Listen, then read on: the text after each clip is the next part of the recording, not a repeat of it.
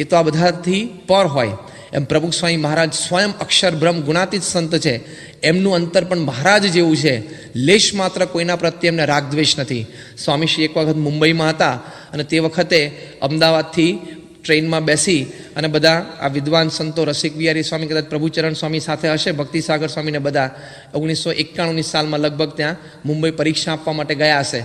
ત્યારે રસિક વિહારી આ રિપોર્ટમાં આખો પ્રસંગ પ્રિયદર્શન સ્વામી લખ્યો છે. ત્યાં સવારે પહોંચ્યા, નહીં ધોઈને તૈયાર થયા, ત્યાં સુધીમાં સ્વામીશ્રી આ બાજુ અલ્પાહાર માટે આવી ગયેલા. સંતો આવીને બેઠા અને સ્વામીએ બધાને ખબર અંતર પૂછ્યા, કઈ પરીક્ષા આપવાની છે, કેવી તૈયારી થઈ છે, બધા આશીર્વાદ આપ્યા અને બધી માહિતી મેળવી. અને પછી રસિક વિહારી સ્વામીએ સ્વામીને એક પ્રસંગ કહ્યો કે સ્વામીએ હમણાં અમે ગઈકાલે રાત્રે અમદાવાદ હતા, સાંજે તો અમદાવાદના સંતોએ અમને એક પ્રસંગ કહ્યો કે હમણાં થોડા જ દિવસો પહેલાં એક ગુજરાતના ક્રાંતિકારી કહેવાતા સંત, એ સંતનું નામ આપણે અત્યારે આપતા નથી કારણ કે હયાત છે, પરોક્ષના સંત છે અને ખેડા જિલ્લામાં એનો આશ્રમ છે, એટલે કે એક આમ ક્રાંતિકારી વિચારધારાવાળા કહેવાય છે. એમની એક જાહેર સભા હતી અને એ જાહેર સભામાં એ પોતે આપણા સંપ્રદાય અને આપણી સંસ્થા અને આપણા વિશે ખૂબ બોલ્યા, એટલે ખરાબ બોલ્યા કે અત્યાર સુધી તો એ પોતે મભમમાં બોલતા હતા કે ઉત્સવ સમય છે, આમ it is a waste of money, એટલે કે આમ પૈસાનો ખોટો ખર્ચ છે અને પછી આ મંદિરો બાંધે છે એ બધું ખોટું છે. એટલે આ બધી વાતો પોતે કરતા. આ બધા યુવાનો ભણેલા ગણેલા હોશિયાર છોકરાઓને દીક્ષા આપે છે, બધી વાત ખોટી છે અને અવૈદિક છે અને ધર્મના માર્ગે તો બધાને પોતાની રીતે ભગવાન ભજવાની છૂટ હોવી જોઈએ, એ બધું ઘણું બધું લખતા અને બોલતા. પણ હવે તો એ નામ દઈને બોલે છે. તે હમણાં થોડા દિવસ પહેલાં અમદાવાદમાં જાહેર સભામાં એવું બોલ્યા કે પૃથ્વીના પટ ઉપર આધ્યાત્મિક ઇતિહાસ આપણે જોઈએ તો આપણને એક વાત ચોક્કસ આંખે ઉડીને વળગે છે કે જે તે સમયે કોઈ પ્રતાપી પુરુષ પ્રગટ થયા હોય અને એનો સંપ્રદાય ચાલી ગયો હોય, પણ ધીમે ધીમે કાળાંતરે ભલભલા આધ્યાત્મિક સંપ્રદાયો અને એવા વિભૂતિ પુરુષો હોય એ બધાનો પણ સૂર્યાસ્ત થઈ ગયો છે. એમ અત્યારે બોચાસનવાસી અક્ષર પુરુષોત્તમ સંસ્થાનો પણ સૂર્ય મધ્યકાળે ઉપર તપે છે, પણ એક દિવસ બોચાસન સંસ્થાનો પણ સૂર્યાસ્ત થઈ જશે અને પ્રમુખ સ્વામીનું નામ પણ આ પૃથ્વી ઉપરથી ભૂસાઈ જશે. આ જાહેરમાં બોલ્યા અને ઘણા બધા તાલીઓ પણ પાડી. આ તો એક વાક્ય બોલ્યા પણ બીજું બધું ઘણું બધું બોલ્યા. આ વાત સ્વામીને કરી. સ્વામી આમ શાંતિથી જે અલ્પાર લેતા હતા એમાં જરાય ખલેલ ના પહોંચી. પ્રેમથી, એટલી ધીરજથી, શ્રદ્ધાથી આમ સ્વામી આમ જમતા હતા. ઊંચું પણ ના જોયું. ફરી વખત સંતોએ વાત માંડી કે સ્વામી આવું બોલે. સિદ્ધેશ્વર સ્વામી બાજુમાં બેઠા હતા, એમણે વાત કરી કે હમણાં ગયા મહિને મુંબઈમાં પણ એક જાહેર સભામાં આવું બોલ્યા, એમ કહીને સ્વામીને વાત કરી. તોય સ્વામીએ જાણે સાંભળ્યું જ નથી, શાંતિથી જમતા રહ્યા. અને પછી જ્ઞાનપ્રિય સ્વામી અને રામચરણ સ્વામી બધા સંતો હતા, એમણે વાત કરી કે સ્વામી આવું ઘણું બધું બોલે છે અને લખે છે. સ્વામી કે એ પોતાની રીતે બોલતા હોય ને કરતા હોય, આપણે કોઈ દિવસ જવાબ આપવાનો નહીં, આપણે વિચારવાનું જ નહીં. બોલનારા બોલે, આપણે આપણું કાર્ય કરતા જવું. સ્વામી કે શાસ્ત્રીજી મહારાજે કોઈ દિવસ આ વાત ગણકારી જ નથી. બોલનારા બોલતા રહ્યા અને આપણે આપણું કામ થતું ગયું. એ બધી સ્વામીએ વાત કરી. અને તે વખતે કોઈ સંતે પૂછ્યું કે સ્વામી આવું આ બોલ્યા અને ઇતિહાસ આવો લાગે છે, આપની દ્રષ્ટિએ આમ આપને શું લાગે છે? પછી સ્વામી બોલ્યા, પેલાને જવાબ આપવા માટે નહીં પણ આપણી સમજણ માટે. સ્વામી કે જુઓ, સંપ્રદાય તો પુરુષના આધારે ટકે છે અને આપણી ઉપર તો મહારાજની કૃપા છે કે પૂર્ણ પુરુષોત્તમ નારાયણે સ્વયં આ સિદ્ધાંત આપ્યો છે અને સ્વયં આ સંપ્રદાય સ્થાપ્યો છે. અને જોગી મહારાજ જેવા પુરુષ આપણે તો આ પૃથ્વીનું પટ રહેશે ત્યાં સુધી જોગી મહારાજ જેવા પુરુષ આપણા સંપ્રદાયમાં આવતા રહેશે. એને આધારે આપણો સંપ્રદાય ટકશે. માટે આ સૂર્ય અને આ ચંદ્ર તપશે ત્યાં સુધી આપણા સંપ્રદાયને એક ઊણી આંચ નહીં આવે, કારણ કે જોગી મહારાજ જેવા પુરુષ હંમેશા આપણા સંપ્રદાયમાં પ્રગટ રહેશે. આપણી સમજણ માટે સ્વામીએ વાત કરી પણ એમને ઉત્તર આપવા માટે કોઈ દિવસ સ્વામીએ કર્યું નથી. ત્યારે જો અજાત શત્રુતા સ્વામીના અંતરમાં રહેલી છે કે કોઈને પોતાના પ્રત્યે ગમે તેવો રાગ દ્વેષ રાખે પણ કોઈ દિવસ સામો ઉત્તર નહીં આપવાનો, કોઈ દિવસ એ વળતો કોઈ દિવસ ઉત્તર આપવાનો જ નહીં, એ સ્વામીના જીવનની વિશેષતા. ત્યારે કોઈએ પૂછ્યું કે સ્વામી આપને મનમાં એમ નથી થતું કે આપણે આ બધાને એકવાર દેખાડી દઈએ, અથવા તો કોઈ આપને એમ નથી થતું કે એક દિવસ કહી દઉં કે જે તમારી ટીકા કરે છે એને એક આશ્રમ સરખો ચાલતો નથી. એક પૂજારી જોઈતો હતો તો પણ છાપામાં જાહેરાત આપવી પડી કે વોન્ટેડ પૂજારી, ઠાકોરજીનો થાળ જમવા 2000 રૂપિયાનો પગાર ને બૈરા છોકરા સાથે રહેવા મળશે. વોન્ટેડમાં પૂજારીની જાહેરાત આપવી પડે છે અને તમારી પાસે આટલા યુવાનો ભણેલા ગણેલા હોશિયાર સાધુ થવા માટે આવે છે. આ બધું એ નહીં જોઈ શકતા હોય અને કેમ આવું લખે છે? સ્વામી કે આપણે એ વાતનો વિચાર ના કરવો. સ્વામી કે આપણે આવું સાંભળીએ ત્યારે મહારાજને પ્રાર્થના કરવી કે એની બુદ્ધિ સુધરે અને એને સદભાવ થાય તો એનું કલ્યાણ થાય. કેટલી બધી અજાત શત્રુતા સ્વામીના જીવનમાં આપણને દેખાય, કોઈના પ્રત્યે રાગ દ્વેષ નહીં. જ્યારે મુંબઈમાં હરકિશન મહેતાએ જન્મભૂમિ પ્રવાસીના તંત્રીશ્રી એને પ્રમુખ સ્વામી મહારાજનો બહુ જ સુંદર ઇન્ટરવ્યૂ લીધેલો અને બહુ જ practical down to earth questions બધા પૂછેલા. અને એમાં પૂછ્યું કે કોઈ તમારી નિંદા કરે ત્યારે તમને કેવો અનુભવ થાય છે? ત્યારે સ્વામી એકદમ સ્પોન્ટેનિયસ બોલેલા, સ્વામી કે એની મને પડી જ નથી. પછી સ્વામી બોલ્યા કે અમે પ્રાર્થના કરીએ છીએ કે નિંદા કરનારની બુદ્ધિમાં ભગવાન પ્રકાશ કરે, એને સાચી વાત સમજાય. તરત હરકિશન મહેતાએ વચ્ચે સ્વામીને અટકાવ્યા કે કદાચ એ ન સુધરે અને આજીવન તમારી ટીકા કરતા રહેતો? સ્વામી કહેતો ભગવાનની ઈચ્છા, અમે એ તરફ લક્ષ્ય જ નથી આપતા, એને બાજુ લક્ષ્ય જ નથી. તો જો સ્વામીના જીવનની આ ગજબની વિશેષતા કહેવાય કે જેવું મહારાજનું અજાત શત્રુપણું હતું એવું પ્રમુખ સ્વામી મહારાજનું પણ આપણને દેખાય છે. એના જીવનની બહુ જ મોટી વિશેષતા છે. અને સાથેનું સંપૂર્ણ સારું કરવું એવી જ એક ભાવના અંતરમાં રહ્યા કરે. શ્રીજી મહારાજના વખતમાં કુકડ ગામના બે ભાઈઓ હતા, હરિસિંહ અને ભગવાનસિંહ. હરિસિંહ પોતે મોટા અને રાજા હતા અને ભગવાનસિંહ એમનાથી નાના હતા 2 વર્ષે. પણ એ કુકડના આજુબાજુના 5-6 ગામના રાજા હતા. એમને સ્વામિનારાયણ પ્રત્યે એટલો બધો દ્વેષ, કારણ કે સ્વામિનારાયણના સંતો એ બધાને વ્યસન મુક્ત કરાવે અને એવી રીતે સમાજ બધો સુધારે. ત્યારે આ લોકોને એમ લાગતું કે અમારા ડાયરાઓ એક દિવસ બંધ થઈ જશે, એટલે આપણા 5-6 ગામ છે એમાં તો સ્વામિનારાયણના સાધુને આવવા જ ન દેવા. એમ એ લોકો નક્કી કર્યું, નતા જવા દેતા. કોઈ સાધુ જો સીમમાં પેસે તો તરત ગામના લોકોને ખબર પડે, લાકડીઓ લઈને જાય સંતોને મારીને કાઢી મૂકે. એટલે કુકડને આજુબાજુના 5-6 ગામમાં તો સંતો જઈ જ નહોતા શકતા. અને રોજ હરિસિંહ અને ભગવાનસિંહ સાંજે જમ્યા પછી એ લોકોનો ડાયરો જામે અને બધા દરબારો બેઠા હોય અને કસુંબા ચાલે. તે વખતે એક ચારણને બોલાવે અને ચારણ પોતે રાજચારણ હતો, રાજકવિ હતો. અને એને આ હરિસિંહ અને ભગવાનસિંહ કહે કે સ્વામિનારાયણને ગાળો દે. એટલે પેલો આમ ચારણ બારોટ એટલે પછી બધી સાંખીઓ બનાવે અને સ્વામિનારાયણ વિશે બોલે બધું. અને એક કડી બોલે અને આ લોકો એક નકદ રૂપિયો એના ખોળામાં ઉછાળે ખાટલા ઉપર બેઠા બેઠા કે વાહ શું સ્વામિનારાયણને ગાળ દીધી. અને પેલાને નિયમ કે રોજ 25 ગાળો બનાવીને આપે. આખા દિવસમાં રોજ પેલો 25 સાખીઓ બનાવે સ્વામિનારાયણને ગાળ દેવાની. અને કારણ કે રોજ સાંજે 25 રૂપિયા મળે. એ જમાનામાં તો 25 રૂપિયા કેટલા બધા મોટા કહેવાય. અને પાછું ફ્રી રાત દરમાં બેસી મોટા મોટા માણસો સાથે કસુંબા ખાવાના પીવાના, એટલે એને તો લહેર થઈ ગયેલી. ચારણને મજા આવતી હતી, ના લોકો મજા ખળખળાટ હસે. આવું ઘણા અઠવાડિયાઓ સુધી ચાલ્યું. અને પેલો એટલો ક્રિએટિવ કે રોજ નવું બનાવીને લાવતો હશે. પણ એક દિવસ શ્રીજી મહારાજે બંને ભાઈઓને રાત્રે સ્વપ્નમાં દર્શન દીધા. આ દર્શન આપીને મહારાજે એક જ વસ્તુ કહી, મહારાજ કે અમે સ્વામિનારાયણ, અમે તમારું શું બગાડ્યું છે? અમને ભલે ભગવાન ન માનો, બીજી કોઈ અમારી વિશે કોઈ સદભાવનાની તમે ભલે વાત ન કરો, પણ અમે તમારું શું બગાડ્યું છે કે તમે અમને રોજ ગાળો આપો છો? બસ આટલું મહારાજે સ્વપ્નમાં દર્શન આપીને કહીને પછી અદૃશ્ય થઈ ગયા. સવારે બંને ભાઈઓ ઉઠ્યા, બંનેના મોઢા ઉપર આશ્ચર્ય, બે એકબીજા સામે જોઈ રહ્યા. ત્યારે હરિસિંહ કે ભગવાન મને આવું સપનું આવ્યું. ત્યારે ભગવાનસિંહ કે મને આવું સપનું આવ્યું. અને કે સ્વામિનારાયણ આવું બોલ્યા? તો કે સ્વામિનારાયણ આવું બોલ્યા. તો કે બંનેને સાથે દર્શન આપ્યા એક જ દિવસે રાત્રે, અને પાછું બંનેને આ જ શબ્દોમાં કહ્યું. એટલે ચોક્કસ સ્વામિનારાયણમાં કંઈ દૈવત તો ખરું, નહીં તો આવું થાય નહીં કે છે. ચાલો તો એકવાર આપણે જોવા તો જઈએ સ્વામિનારાયણ કેવા છે. ત્યાં સુધીના સ્વામિનારાયણ ભગવાનને જોયેલા જ નહીં, ખાલી વાતો સાંભળેલી, સંતોને જોયેલા, સંતોનું કાર્ય મહારાજનું જાણીને ગાળો જ દેતા હતા, બીજું કાંઈ જ નહીં. તો એક દાડો બંને જણા ગઢડા ગયા અને મનમાં સંકલ્પો કરીને ગયા, જો સ્વામિનારાયણ ભગવાન હોય તો અમારા આટલા સંકલ્પો પૂરા થાય. મહારાજ આમ સભા કરીને બેઠેલા અને હરિસિંહ અને ભગવાનસિંહ બંને આમ રાજવી વેશમાં મહારાજને સભામાં પ્રવેશ કર્યો. એટલે મહારાજ પોતે સભામાંથી એક ચાલુ કથાએ ઊભા થયા અને મહારાજ સન્મુખ ચાલ્યા અને બંનેને કીધું કે આવો હરિસિંહ, આવો ભગવાનસિંહ, બેસો.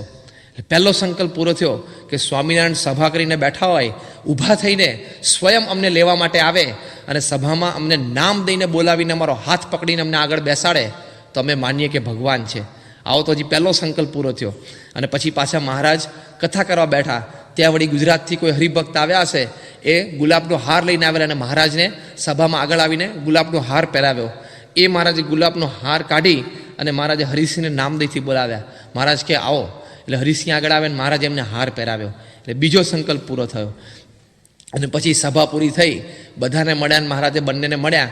ત્યારે મહારાજે કીધું કે તમારે તો 2 દિવસ અહીંયા રોકાવાનું છે અને અમારી સાથે મિત્રતા કરવાની છે.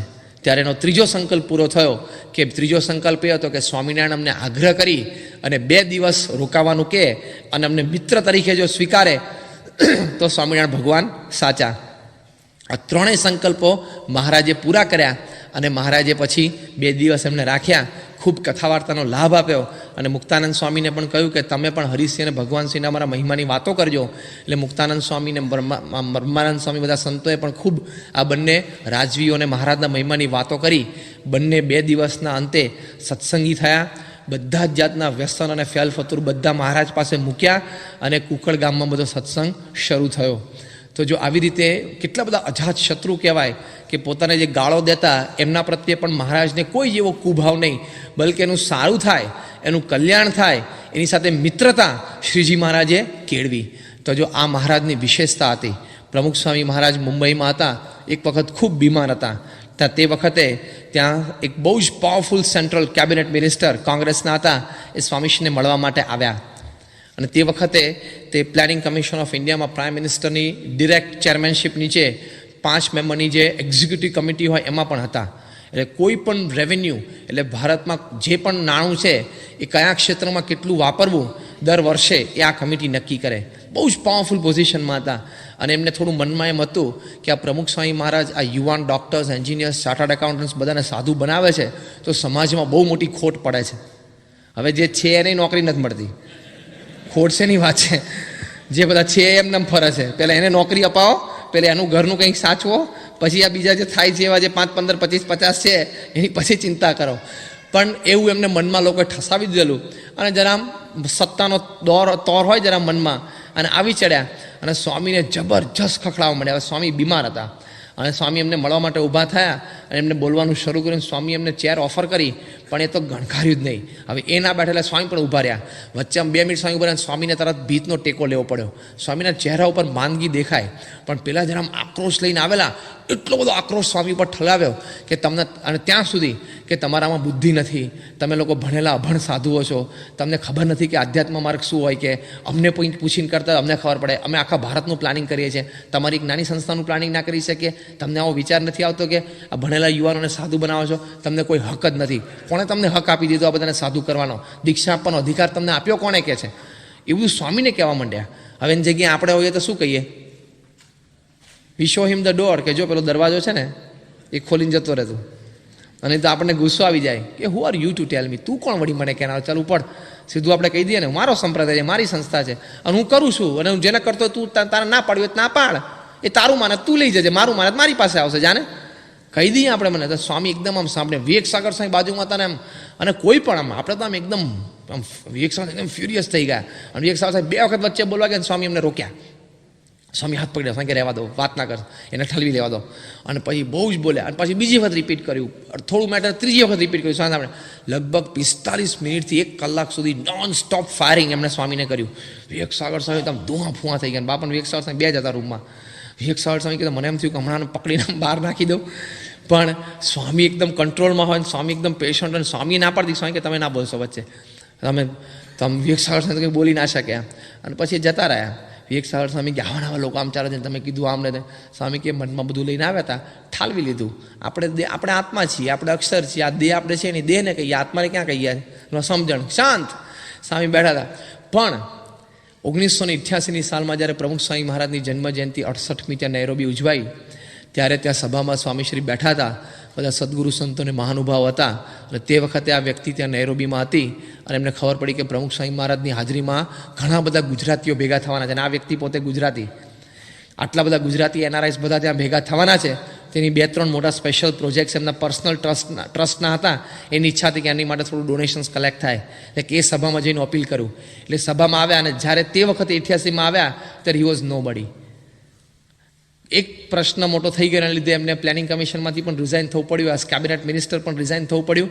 અને પછી એમને ઘણા બધા પ્રોબ્લેમ્સ થયા હતા. And he was just a primary member of a political party in India. એટલે કાંઈ જ પોઝિશન ના કહેવાય, એના જેવા તો બધા કેટલાય ફરતા હોય. પણ એમને જોયા સભામાં આવતા અને સ્વામી આસનથી ઊભા થયા. જેમ હરિસિંહ અને ભગવાનસિંહને જોઈને મહારાજ ઊભા થઈ ગયેલા, એમ ભલે જાણતા હતા કે આના મારા પ્રત્યે ખૂબ જ રાગ દ્વેષ છે અંતરમાં, પણ મહારાજ એક ખુલ્લા દિલે, એક મિત્રતાના ભાવે મહારાજ ઊભા થયા. કેવળ એક કલ્યાણની ભાવના. સ્વામી સભામાંથી ઊભા થયા અને સ્વામી આમ આટલું લાંબુ સ્ટેજ હતું, સભાના મધ્યથી છેક ખૂણા સુધી સામા ચાલ્યા અને ઉપર આવ્યા. સ્વામી એમને નામ દઈને બોલાવ્યા. સામેથી સ્વામી હાથ લંબાવ્યો અને હાથ લંબાવીને સ્વામીએ શેક હેન્ડ કરીને હાથ પકડીને સ્વામી લઈ આવ્યા. વચ્ચે જે સદગુરુ સંતો અને મહાનુભાવો બેઠા હતા એ બધાનો વ્યક્તિગત સ્વામીએ પરસ્પર એકબીજાનો પરિચય કેળવ્યો અને તે વખતે સ્વામી છેક આસન સુધી ગયા અને સ્વામીએ ત્યારે ઈશારો કરી દીધો એટલે વ્યવસ્થાપકે એક સોફા મૂકી દીધો. સ્વામી એમને પ્રેમથી ત્યાં બેસાડ્યા. ત્યારે એમને આંખમાં જળજળી આવી ગયા કે આ વ્યક્તિ, આ પુરુષને તે દિવસે હું ગમે તેમ ભૂલી ગયેલો, મને અપેક્ષા નહોતી. એને મનમાં એમ થઈ ગયું કે મને અપેક્ષા નથી કે આ વ્યક્તિ મને આવી રીતે સત્કાર આપશે, આટલા પ્રેમથી મને બોલાવશે, પણ એમને બોલાવ્યો. એમના આંખમાં આમ જળજળી આવી ગયા. વિવેકસાગર સ્વામી કહે છે કે એમની આંખનો મુખારવીને ચહેરો, એની જળજળી આપણે જોઈએ તો આપણને ખબર પડીએ કે એને પ્રાયશ્ચિત થયું. વિવેકસાગર સ્વામી કે પહેલાં તો આમ જોવું નહોતું ગમતું એની સામે, હા ક્યાં આવી ગયો સભામાં કે. પણ જે સ્વામી એટલો પ્રેમથી એમને સ્વીકારીને આવકારીને બેસાડ્યા અને સ્વામીએ પોતે કીધું શું વાત છે બોલો. એટલે એમણે આખો બીજા પ્રવચનો ચાલુ હતા ત્યાં સુધીમાં આખો એમનો પ્રોજેક્ટ સ્વામીને કહ્યો. સ્વામી વ્યવસ્થાપકોને બોલે, સ્વામી કીધું કે આની જાહેરાત કરો અને એ પ્રવચન કરશે. સ્વામી એમનું પ્રવચન ગોઠવડાવ્યું અને પછી સ્વામીએ પોતે જ્યારે આશીર્વાદમાં સ્વામીએ પોતે પણ સભામાં અપીલ કરી કે આપણે અહીંયા આવ્યા છે ગુજરાતથી અને આવી રીતે બહુ સારું કામ કરે છે, તો આપણે અનુકૂળતા હોય તો બધી રીતે આપણે એમને સપોર્ટ કરવો. અમારી પણ બધાને અપીલ છે કે બધા એમને સહકાર આપો અને સભા પછી અહીંયા જ બેઠા હશે, બધાને મળશે તો પ્રેમથી બધા મળજો. એને સભા પતી ગઈ ત્યારે સ્વામીના આમ ચરણોમાં પડી ગયા, આમ માથું ટેકવી દીધું, ધ્રુસકે રડી પડ્યા કે સ્વામી આપ ખરેખર એક મહાન સંત છો, આપના હૃદયને કોઈ ખૂણો જ નથી. બાકી મેં આપના વિશે જે વાત કરી અને આપને બોલી ગયો, મને માફ કરજો. સ્વામી કે ના નહીં, પ્રસંગ ભૂલી જવાનો, એ હવે યાદ જ નહીં રાખવાનું, થઈ ગયું. આજે આપણે હળ્યા મળ્યા, વાતચીત થઈ ગઈ, તો અમને પણ અમારા અંતરમાં તમારા પ્રત્યે કંઈ નથી અને તમને પણ અમારા પ્રત્યે કંઈ નથી, તો આપણે હળ્યા મળ્યા. એકદમ મિત્રતાથી સ્વામી અમને બોલા ચલાવ્યા અને ખૂબ સ્વામી પ્રત્યે અમને ભાવ થઈ ગયો. પસ્તાવો પણ એટલો બધો થયો. પણ જો મહારાજ સર્વેનું સારું ઈચ્છતા એમ પ્રમુખ સ્વામી મહારાજ પણ સર્વેનું સારું ઈચ્છે છે. આવી એક ભાવના હંમેશા મહારાજના અંતરમાં રહેતી, એવી પ્રમુખ સ્વામી મહારાજના અંતરમાં પણ હંમેશા રહે છે. તો આવો એક બહુ જ મોટો ગુણ અજાત શત્રુતાનો એ મહારાજમાં હતો, એ આપણને પ્રમુખ સ્વામી મહારાજમાં દેખાય. આમાં તો અનંત ગુણો આપણને સ્વામીશ્રીના જીવનમાં જોવા મળે છે, અત્યંત ભગવદી ગુણો, આ બધા દિવ્ય અને કલ્યાણકારી ગુણો, છતાં એકદમ આનંદી સ્વભાવ, હળે મળે, એકદમ હળવાશ છે. આટલા મોટો સંપ્રદાય સ્વામી ચલાવે છે, છતાં એમના અંતરમાં કેટલી બધી હળવાશ છે. જ્યારે આપણે ટેન્શનમાં, આપણે તો 5 જ બોગસ કામ નાના સવારના પરમાં ભેગા થઈ ગયા હોય ને, છોકરાને સ્કૂલે મૂકવા જવાનો, ઇલેક્ટ્રિકનું બિલ ભરવાનું, બેંકમાંથી ચેક લઈ આવવાનો, આટલા 5 નાના કામ ભેગા થાય ને તો સવારના પરમાં ચાલુ પૂજાય, બેંકમાં જઈ આવે, ઠેર બેંકમાં કાઉન્ટર ઉપર અડીને પાછો આવે, હા પૈસા લઈને પાછો આવે. એક પ્રમુખ સ્વામી સિવાય બીજી બધી જ માનસી ટોપ થાય છે. આપણે જોજો, આમ છેક છોકરાને ડ્રેસ પહેરાવી દે અને છેક ગાડીમાં બેસાડીને છેક સ્કૂલે જઈ આવે, સ્કૂલ ટીચરને અડાડીને ક્લાસમાં મૂકીને પાછો આવે ને પછી ખબર પડે કે ના હું તો પૂજા કરું છું, સ્વામિનારાયણ સ્વામિનારાયણ સ્વામિનારાયણ સ્વામિનારાયણ ચાલુ થઈ જાય. કારણ કે એના પૂજા સિવાય તો આપણે કોઈ શાંતિ જ નથી ને. આખા દિવસનું ટાઈમ ટેબલ એમાં જ ગોઠવાય, આખા દિવસનું ટાઈમ ટેબલ જો પૂજામાં જ આપણે ગોઠવાય. કારણ કે એના સિવાય તો પાછું આપણે ટાઈમ નથી, ટાઈમ ટેબલ ગોઠવવાનો ટાઈમ નથી આપણને, સ્કેડ્યુલ ગોઠવવાનો આખા દિવસનો. પણ છતાં જો સ્વામીને તો આપણે આટલા કામમાં આટલું ટેન્શન રહે છે, તો સ્વામી તો કેટલું હળવાશ, કેટલા પ્રેમથી આનંદથી એકદમ હળવા રહી શકે છે. અને સાથે રમૂજી પણ એટલા. એક છેલ્લો પ્રસંગ પૂરો કરી દઈએ, આમ તો સમય થઈ ગયો છે. પણ મહારાજ પણ એવા આનંદી અને રમૂજી હતા, એમ પ્રમુખ સ્વામી મહારાજ પણ આટલા ધીર ગંભીર દેખાય છે સભામાં અને ઘણી વખત વ્યક્તિગત મુલાકાતમાં પણ અત્યંત આનંદી, અત્યંત રમૂજી છે. અને મહારાજ પણ એટલી બધી રમૂજ ઊભી કરતા. શ્રીજી મહારાજની સાથે એક પ્રાગજી દવે કથાકાર ફરતા, બહુ સારી કથા કરતા, અને મહારાજ કાયમ સભામાં એમને કથા કરાવતા. અને વડીલ કોઈ સંતો પરમહંસો આવે સભામાં, એની કથા પહેલાં એ પોલે કથા કરતા, બધા બેઠા હોય ને સભા બધી ભરાઈ જાય, પછી નિત્યાનંદ સ્વામી, મુક્તાનંદ સ્વામી, વિદ્વાન સંતો કથા વાર્તા કરે, પછી કીર્તન ગાય, મહારાજ પછી છેલ્લે આશીર્વાદ આપતા. એટલે પ્રાગજી દવેની કથા બધાને ગમતી, સારી લાગતી, મહારાજને પણ ખૂબ ગમતી. પોતે વિદ્વાન ને શાસ્ત્રો બધું જાણે. હવે એમની કથામાં મહારાજની ભેગા ફરતા ઘણી વખત બને કે સમય ઘણો બધો પસાર થઈ જાય, એટલે ઘણા બધા વર્ષો વીતી ગયા, એમની ઉંમર પણ ઘણી બધી થઈ ગઈ. એક બાજુ એમને પરણવાની ઈચ્છા બહુ, પણ ઉંમર ઘણી મોટી થઈ ગયેલી. તે જમાનામાં તો નાની ઉંમરે લગ્ન થતા, તે કોઈ હવે કન્યા દેખાય નહીં. તો જે ગામમાં મહારાજની સાથે ફરે ને ત્યાં સ્થાનિક હરિભક્તોને કહે કે ભાઈ કંઈ હોય તો કહેજો ને આપણને, મારે લગ્ન કરવાના છે. મહારાજની મરજી છે જ, મેં એમને પૂછી જ લીધું છે, મારે લગ્ન કરવાના જ છે, તો કોઈ હોય તો કહેજો ને કહે છે. એટલે કોઈ હરિભક્ત કે સારું કહેશું. મહારાજને પૂછે કે મહારાજ પ્રાગજી દવે કથા પૂરી થઈ પછી આવું કહેતા, મહારાજ ક્યાં જોજો કંઈ હોય તો એમના લગ્ન થાય તો સારું છે. ને એમની ઘણી મોટી ઉંમર 34-35 વર્ષની થઈ ગઈ છે. મારે પૂછે તે જમાનામાં તો એ બહુ જ મોટી ઉંમર કહેવાય, એટલે કોઈ લગ્ન કરનાર મળે નહીં. હવે મહારાજને પણ આ બધી વાતને ઘણી વખત મહારાજ પણ એમની મસ્કરી કરતા.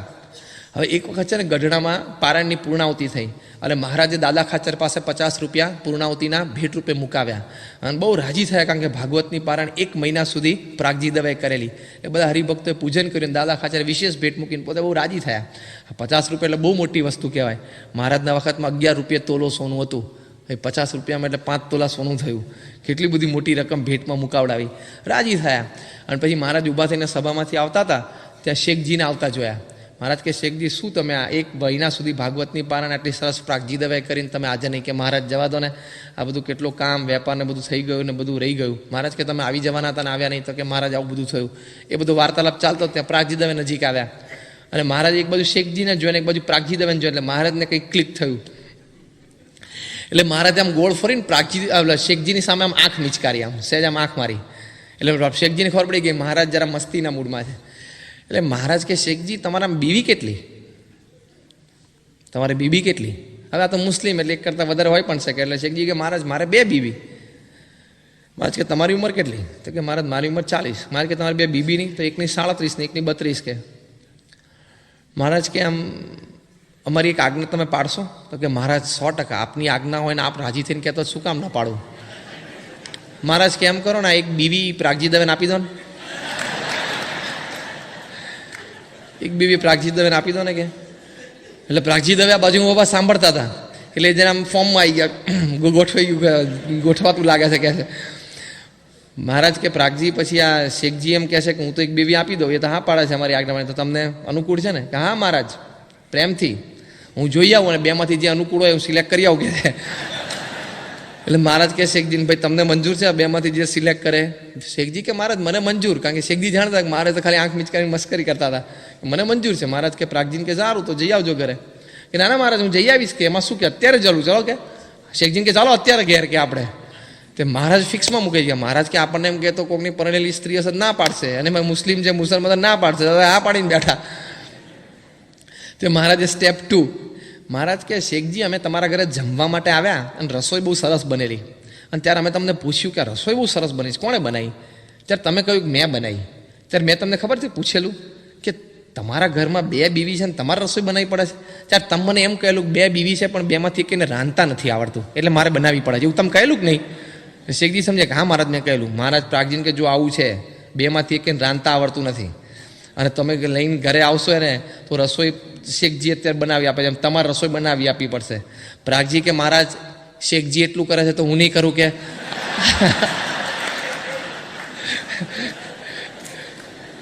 શેખજી આટલું કરે છે તો હું નહીં કરું કે? એટલે કે મહારાજ બધું જ ચાલશે કે. મહારાજ તો ફિક્સમાં મૂકી ગયા. મહારાજ કે આપણને એમ કે ના પાડશે, એ તો આ તો પ્રાગજી કે આવા જ દો. મહારાજ કે પણ આવી રીતે રસોઈ ના કરે તો ના ચાલે ઘરમાં કે છે, અને તમારું ઘર કેમ ચાલશે રસોઈ નહીં આવડે ને રસોઈ નહીં કરે તો? કે મહારાજ એ બધું હું કરીશ, તમે જરાય ચિંતા ના કરશો, બધું ચાલશે, પણ તમે ગોઠવી જ દો. હવે આ વાત આટલી માંડી છે ને તો દર વખતે તમે આટલી વાત માંડો છો ને પછી પૂરી કરી નાખો છો, એની કરતાં આ વખતે વ્યવસ્થિત પૂરી કરો. મહારાજ આમ ચેકમેટ થયા. મહારાજ કે આને શું કરવું કે છે. અને પછી મહારાજે સ્ટેપ 3 ચલાવ્યું. મહારાજ કે તમારે શેખજી 2 બીવી તો ખરી પણ એ તો મુસલમાન છે ને પછી એ હિન્દુને પરણે ખરા કે? એટલે મહારાજ શેખજી કે એ મહારાજ એને પૂછવું પડે કે. પ્રાગજી કે ના ના મારે તમે આજ્ઞા કરો ને કે ના શું કરે કે. પ્રાગજી પેલા મહારાજ કે બરોબર, તો શેખજી આપણા સત્સંગી છે કે એમના ઘરવાળા બધા કે સત્સંગી નથી અમારી આજ્ઞા પાડે કે. પ્રાગજી કે હારું તમે કાયમ વાત ઊભી કરો છો ને એમને એમ પૂરી થઈ જાય છે કે હરખું મારું આવાજ નથી દેતા. પછી મહારાજે સાંખ્ય કરાવ્યું. મહારાજ કે જો આ અમારી સાથે ફરી શકો છો, આ સુંદર કથા વાર્તા થાય છે, બધા હરિભક્તો તમારી ઉપર ખૂબ રાજી છે, એટલે અમે પણ ખૂબ રાજી છીએ. આવી સેવા નહીં મળે. વર્ષે 6-8 મહિના અમારી સાથે ફરાય છે. પેલું લફરું પાછળ અડી જશે તો પાછું આ નહીં થાય. અને સેવા કરવા જવું હશે દિલ્હી અક્ષરધામમાં વહેલું નહીં જવાય. એની કરતાં તમે રહેવા દો, આ એકલા છો એ સારું છે. અને ખૂબ બધું બળ આપ્યું મહારાજે. અને પાછા પ્રાગજી દવે આમ થોડા નિરાશ થઈ ગયા. સારું મહારાજ તમે કહો એમ પાસે. પણ મહારાજ એકદમ રમૂજી અને આનંદી હતા.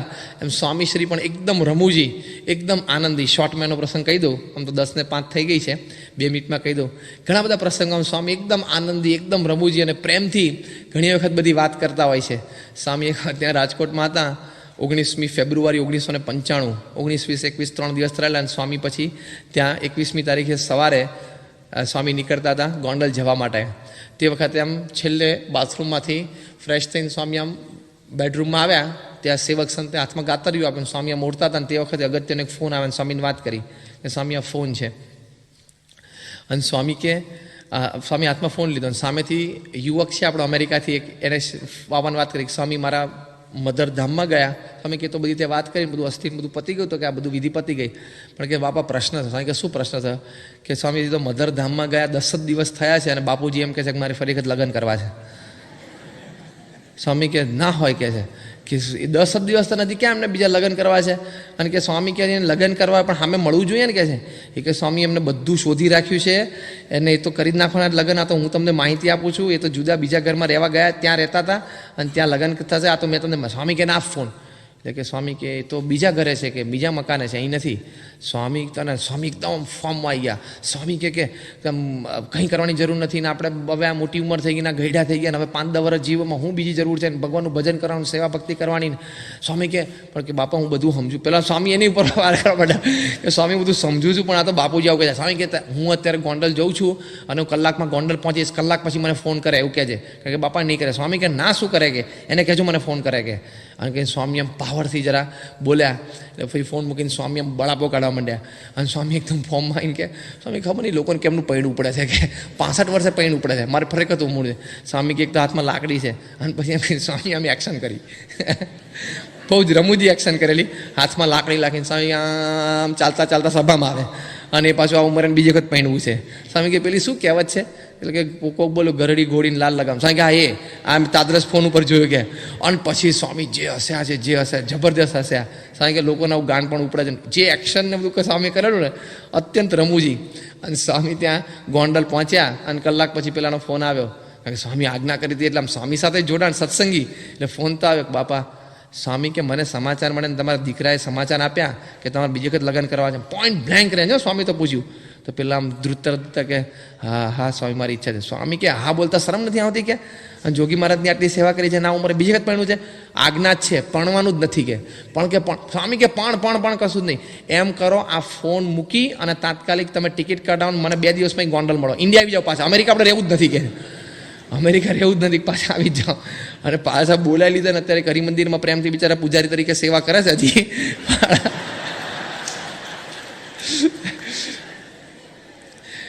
પાછા ઇન્ડિયા બોલાવી લીધા સ્વામીએ. સ્વામી કે આપણે તમારા ગામમાં હરિમંદિર બાંધ્યું છે ને ત્યાં આપણે પૂજારીની જરૂર છે, પૂજારીને ગોઠવી દીધા. અને સ્વામી મળ્યા ત્યારે સ્વામી એટલી બધી ઘણી બધી રમૂજ કરેલી. સ્વામી કે આમ આટલા ગઈડા થઈ ગયા, તમે ધોત્યું જોવાના જબ્બો જો, માથે ટોપી હરખી રહેતી નથી, આ માથે ટોપી હરખી બીજી વખત પહેણવું છે કે એમ કહ્યું. સ્વામી ઘણી બધી વખત રમૂજે ઊભી કરીને પણ આમ ઉપદેશ પણ કડક થઈને આપેલો.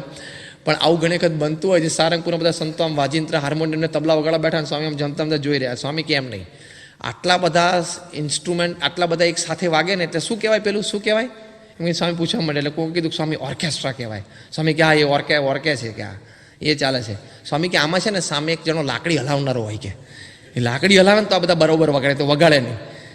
તો સ્વામી કે ઘનશ્યામ બાપા ઊભા થાવ, એમ કે ઘનશ્યામ બાપાને ઊભા કર્યા. અને સ્વામી કે તમે આમ હલાવો, લાકડી એ પ્રમાણે વગાડે. ઘનશ્યામ બાપા કે મને કાંઈ નથી આવડતું, કે હું ક્યાંથી લાકડી હલાવું કે. સ્વામી કે આમાં જે હલાવતો હોય ને એને બહુ ખબર ના પડતી હોય, એમને જ હલાવતો હોય કે. સ્વામી કે જે હલાવતો ને એમને જ હલાવતો આવો કરતા. સ્વામી કે આમાં કાંઈ ના કરવાનું, 2 લાકડી પીને આમાં જ કરવાનું હોય એટલે પેલા વગાડે. સ્વામી કે તો જે લોકોએ નક્કી કર્યું ને એ જ વગાડતો હોય. આમ તો પેલો આમ તો લોકોને ઉત્સાહમાં આનંદમાં રાખતો હોય, બાકી લાકડી હલે એમ કોઈ ના વગાડે. સ્વામીનો કોન્સેપ્ટ એવો હતો. તો ઘનશ્યામ બાપાને કે સ્વામી કે એમ નહીં, વ્યવસ્થિત ઉભા, એટલે ગાતરીને બધું સરખું કરાયું, આમ ઘનશ્યામ બાપાને ઊભા રાખ્યા. અને સ્વામી બધા કે જો ઘનશ્યામ બાપા હાથ હલાવે એ પ્રમાણે તમારે વગાડવાનું છે. અને બધા 8-10 હાર્મોનિયમ ને 8-10 તબલાવાળા બધા સંતો બેઠા, નવા શીખનાર બધા સંતો, અને બધું રિધમ સાથે કરવાનું હતું. તે પણ સ્વામી સ્વરૂપ કે સ્વામી કે ઊભા રહો જમતા. સ્વામી કે ઘનશ્યામ બાપાને કંઈક હાથમાં આપો તો ખરા. એટલે આમ બધા શોધ્યું કે લાકડી જેવું મળે ક્યાંથી. તે બાજુના સ્વામીના રૂમમાંથી સાવણી પડી, દીકરો સાવણી લઈ આવ્યો. સાવણી ઘનશ્યામ બાપા બિચારા સ્વામી સામે એમ જોતા હતા ને કોકે સાવણી. ઘનશ્યામ બાપા હાથમાં પછાડી આવું હતું હશે કે સાવણી હાથ પણ સ્વામી જે ખળખળાટ હશે. સ્વામી ના બાપા આપણે હલાવવાનું જ છે, તમારે આપણે લાકડી સમજીને હલાવું કે. પછી પાછું સ્વામી કે એમને ઘનશ્યામ બાપાનું રિસ્પેક્ટ સચવાય કે આપણે એક લાકડી લાવો. અને લાકડી ક્યાંકથી શોધ, ત્યાં બધું તંત્ર ઊભું રાખ્યું 5-7-10 મિનિટ સુધી.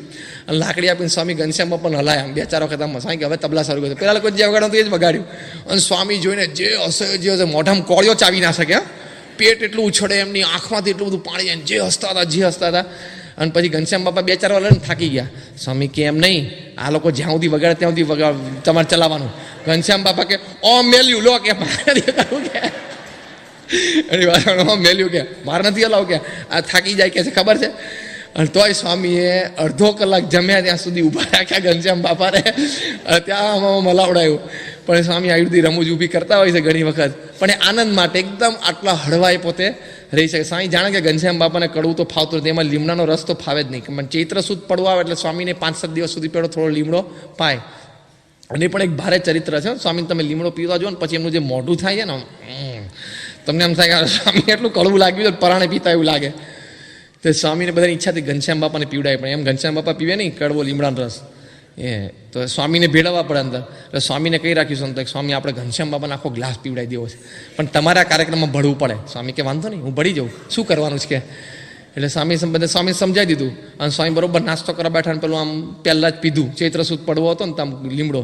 એટલે સ્વામી આમ પીધો ને આમ મોઢું આમ થોડું બગાડ્યું. સ્વામીને કુદરતી આમ સહેજ આમ થઈ જાય છે. એટલે ઘનશ્યામ બાપા આમ સામે જોઈને આમ નીચું જોવા માંડ્યા. સ્વામીને સામે જોઈને ખળગાટ હસ્યા. તો કે કેમ બાપા નીચે જોઈ ગયા? એટલે કે શું પણ તમને ના ભાવતો કંઈ લીમડા પીવાની જરૂર નથી કે. સ્વામી કે ના તો ગુણ કરે ને આમ તેમ મહિમા ગાયો. સ્વામીએ હું ઇન્ટેલિજન્ટ આમ મહિમા ગાયો. અને પછી એક સંત છે આખો ગ્લાસ ભરીને લઈને આવ્યા કે લો સ્વામી. સેવક સંતને આમ આપ્યો હાથમાં ગ્લાસને, બોલ્યા જોશથી કે લો ફર્સ્ટ ક્લાસ તાજી દ્રાક્ષનું જ્યુસ છે કે પીવો, લીલી દ્રાક્ષનું જ્યુસ. એટલે સ્વામી કે કેમ લીલી દ્રાક્ષનું જ્યુસ અત્યારે કાઢ્યું, ઠાકોરજીને ધરે? તો કે હા બાપા ઠાકોરજીને ધરાવ્યું, પણ અંદર ફ્રીજમાં પડેલું એટલે થોડુંક ઠંડુ થઈ ગયું, થોડુંક ગરમ કરીને અત્યારે લાયા. સ્વામી કે વાહ સરસ છે. એમ કે સેવક સંતે સ્વામીને હાથમાં આપ્યું. અને સ્વામી આમ થોડુંક આમ એક સીપ લીધું, આમ અડાડ્યું મળે. સ્વામી કે વાહ સરસ છે. લો ઘનશ્યામ બાપા ભલે કડવું ના પીવો, લો ગળ્યું પીવો કે છે. એમ કંઈ ઘનશ્યામ બાપાને હાથમાં આપ્યું. સ્વામી કે પણ એક શરત હો, મોઢે અડાડો તો પછી છૂટો નહીં કરવાનો ગ્લાસ, એમને પી જવાનું કે. ઘનશ્યામ બાપા કે હા એમને પી જાઓ. કેમ કે ઊભા કર્યા અને ગ્લાસ આમ મોઢે મળે. સ્વામી કે મોઢે મળે, અહીંયા આવીને એમને ગંધ તો આવી ગઈ એકવાર. સ્વામી કે પી જાઓ નીચે ના લેજો કે ના પી જાઓ કે છે. અને મોઢે અડાડીને સ્વામી ખળખડ પીવડાવી દીધો. અને જે ઘનશ્યામ બાપાનું મોઢું થાય ને એના અંતર્ગત દુનિયા આગળ રગે રગમાં કડવાશ પ્રસરી ગઈ. અને સ્વામી તો જે હશે એ વખતે પણ આમ સ્વામીનું આખું ઉછળતું પેટ અને એમની આંખોમાં જે પાણી જાય ને સ્વામી હાથમાં કોળીઓ એમને રહી ગયો. નીચું જોઈને હશે ને આમ ઉપર જોઈને હશે, ગાતરિયું આડું એમની જે સ્ટાઇલ છે ને બહુ હશે ત્યારે આમ ગાતરિયું આડું કરી દે. જે હશે આ બહુ જ હશે સ્વામી. પણ સ્વામીએ ઘનશ્યામ બાપાને આખો ગ્લાસ કડવો લીમડાનો રસ પાયે છૂટકો કર્યો. ઘનશ્યામ બાપા બેસી ગયા અને પછી છેલ્લા એવા મોઢું કડવું કરીને તરત પાણી લાવીને કોગળા કર્યા ને બધું કર્યું. અને સ્વામી પછી થાળમાંથી કંઈક આમ ગળ્યું ચકતું આપ્યું ઠાકોરજીને થાળ. સ્વામી કે બાપા આ જમો એટલે તમારું મોઢું જ રાડું થઈ જાય. મારે નથી જમવું કે આ કડવું તમે પીવડાવી દીધું કે. તો એ સ્વામીએ આપ્યું ને પછી પ્રેમથી પાછા જમ્યા. અને પછી ઘનશ્યામ બાપા આમ જોતા હતા કે કોણ હતો કે આને ફોલ આવી ગયો કે. કોણ એવો હતો કે એટલે સ્વામીને ફોસલાવી ગયો કોણ હતો કે આને ફોલાઈ ગયો કે. અને પછી ઘનશ્યામ બાપા કે તમે એક્ટિંગ ટોપ કરો છો કે તમને ખબર હતી કે નહીં આ તમને ખબર હતી ને કે કડવા લીમડાનું રસ છે કે તમે તો મોઢે અડાડ્યો ત્યારે આમ એક ઘૂંટડો લીધો તો તમે તો આમ જાણે મોઢા ઉપર આમ હલકા બહુ સરસ પીધું હતું. સ્વામી કે ઘનશ્યામ બાપા નિષ્કપટ થવું તો કે મેં ઘૂંટડો પીધો જ નથી, આ પ્રસાદીનું નથી કે છે. પણ આટલા પ્રેમ સ્વામી પણ અમુક વખતે એકદમ આનંદીને રમૂજી હોય છે, પણ મહારાજ એવો આનંદ કરાવતા. એમ પ્રમુખ સ્વામી મહારાજ પણ ઘણો બધો આનંદ, સંતો હરિભક્તો. મહારાજ એક વખત સુરા ખાચરને કે શાસ્ત્રીય સંગીત ગાઓ. સુરા ખાચર કે મને ના આવડે, હું ક્યાં કોઈ ધૂને ગાઉં છું સભામાં, તો શાસ્ત્રીય સંગીત ગાઉં. મહારાજ કે તમને આવડે છે, એમાં કે બહુ શાસ્ત્રીય સંગીતમાં હોય નહીં. આમ ગાતા ગાતા વચ્ચે ઊભા ના રહીએ શું ગામ ને ઊભા રહીએ શાસ્ત્રીય, એમાં કંઈ બીજું હોય નહીં કે. મારે એવી વ્યાખ્યા મારે કે આ ગાવ એટલે શું કામ કહેવાય, આ ગાવ એટલે શાસ્ત્રીય, એમાં કંઈ બહુ લાંબુ હોય નહીં. વચ્ચે થોડુંક આમ ખચકાવાનું, ઊભા રહેવાનું. સુરા ખાચર કે પણ એવું ના ફાવે. મહારાજ કે ફાવે. એક તો દૂધ પાક ફૂલ પીરસેલો અને આમ અહીં સુધી, અને બપોરનો સમય મહારાજ ખાટલા ઉપર આડા થયા. સુરા ખાચર બાજુ પગ દાબતા હતા મહારાજ. મહારાજ કે આવડે તમને શાસ્ત્રીય? મહારાજ કે ના આવડે. મહારાજ કે જો હું તમને ગવડાવું, બોલો તમને આવડે?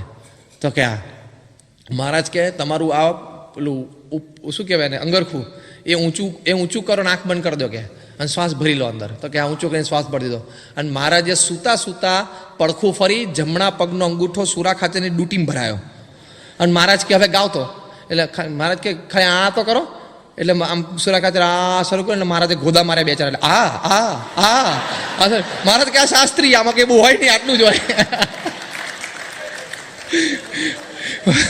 મહારાજ આમ પેલા ડૂટીમાં અંગૂઠો ભરાઈને ગોદા મારે 4-5 આમ સૂતા જ.